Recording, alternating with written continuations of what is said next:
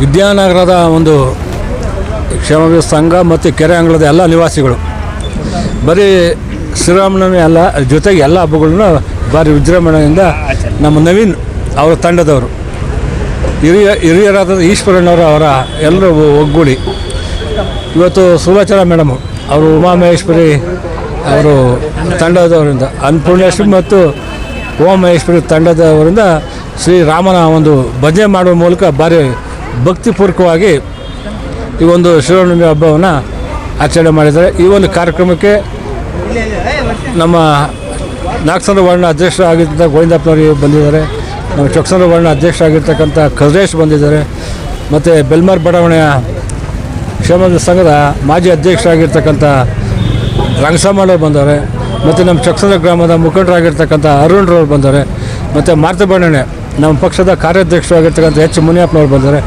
ಈ ರೀತಿ ಈ ಒಂದು ಕಾರ್ಯಕ್ರಮದ ರೂವಾರಿಗಳು ಈಶ್ವರಣ್ಣವರು.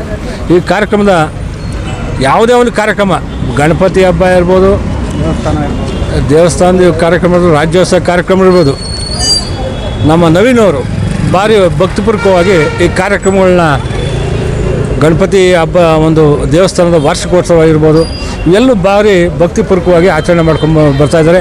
ಅವ್ರನ್ನ ಹೇಳಿದಿಷ್ಟೇ, ಭಗವಂತ ಈ ಬಡಾವಣೆ ಎಲ್ರಿಗೂ ಅವ್ರಿಗೆ ಹೆಚ್ಚಿನ ಒಂದು ಆರೋಗ್ಯ ಮತ್ತು ಐಶ್ವರ್ಯ ಕೊಡಲಿ ಅಂತ ಈ ಸಂದರ್ಭದಲ್ಲಿ ನಾನು ಭಗವಂತನಲ್ಲಿ ಮನವಿ ಮಾಡ್ಕೊತೇನೆ, ಪ್ರಾರ್ಥನೆ ಮಾಡ್ಕೊತೀನಿ.